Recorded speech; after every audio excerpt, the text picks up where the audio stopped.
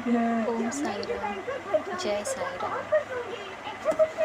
आज मैं आप सभी को साईं बाबा की व्रत कथा के बारे में बताती हूँ। साईं व्रत कथा कैसे करते हैं या साईं व्रत कथा की कहानी। आज मेरा साईं बाबा व्रत का उद्यापन है, तो मैं सबसे पहले साईं बाबा व्रत कथा सुनाती हूँ आपको। जय श्री गणेशाय नमः, जय श्री साईनाथ महाराज की जय।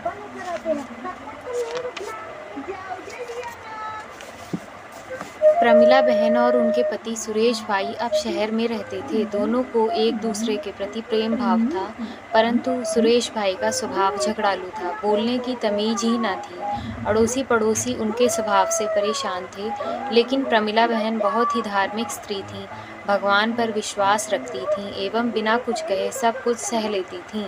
धीरे धीरे उनके पति का धंधा रोजगार ठप हो गया, कुछ भी कमाई नहीं होती थी। सुरेश भाई अब दिन भर घर पर ही रहते थे और अब उन्होंने गलत राह पकड़ ली। उनका स्वभाव पहले से भी अधिक चिड़चिड़ा हो गया। दोपहर का समय था। एक वृद्ध महाराज दरवाजे पर आकर खड़े हो गए। चेहरे पर गजब का तेज था और आकर उन्होंने दाल चावल की मांग की। प्रमिला बहन ने दाल चावल दिए और दोनों हाथों से उस वृद्ध बाबा को नमस्कार किया। वृद्ध ने कहा, साईं सुखी रखे।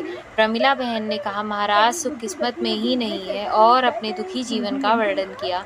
महाराज ने श्री साईं बाबा के व्रत के बारे में बताया। 9 गुरुवार फलाहार या एक समय भोजन करना, हो सके तो बेटा साईं मंदिर जाना, घर पर साईं बाबा की 9 गुरुवार पूजा करना, साईं व्रत और विधि से उद्यापन करना, भूखे को भोजन देना, साईं व्रत की किताबें 5, 11, 21 यथाशक्ति लोगों को भेंट देना और इस तरह साईं व्रत का फैलाव करना। साईं बाबा तेरी सभी मनोकामना पूरी करेंगे। यह व्रत कलयुग में बड़ा ही चमत्कारिक व्रत है। साईं सभी की मनोकामना पूरी करते हैं, लेकिन साईं बाबा पर अटूट श्रद्धा रखना जरूरी है, धीरज रखनी चाहिए। जो उपरोक्त विधि से व्रत और उद्यापन करेगा, साईं बाबा उसकी सभी मनोकामना पूरी करेंगे। प्रमिला बहन ने भी गुरुवार का व्रत किया। 9वें गुरुवार को गरीबों को भोजन दिया, साईं व्रत की पुस्तकें भेंट दी। उनके घर से झगड़े दूर हुए, घर में बहुत ही सुख शांति हो गई, जैसे सुरेश भाई का स्वभाव ही बदल गया हो। उनका धंधा रोजगार फिर से चालू हो गया। थोड़े समय में ही सुख समृद्धि बढ़ गई। दोनों पति पत्नी सुखी जीवन बिताने लगे।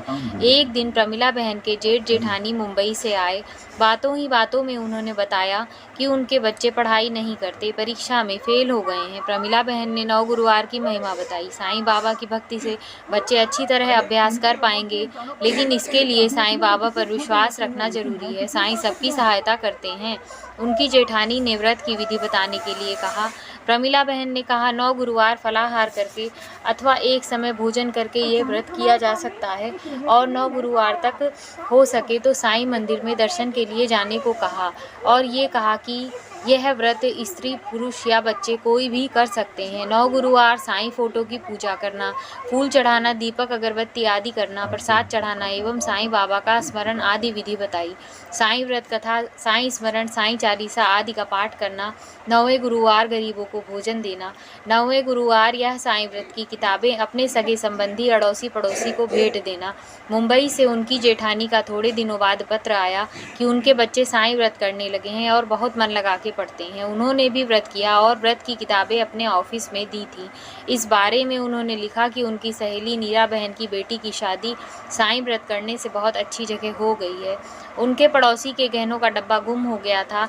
वह साईं व्रत की महिमा के कारण 2 महीने बाद गहनों का डब्बा न जाने कौन वापस रख गया। ऐसा अद्भुत चमत्कार हुआ था।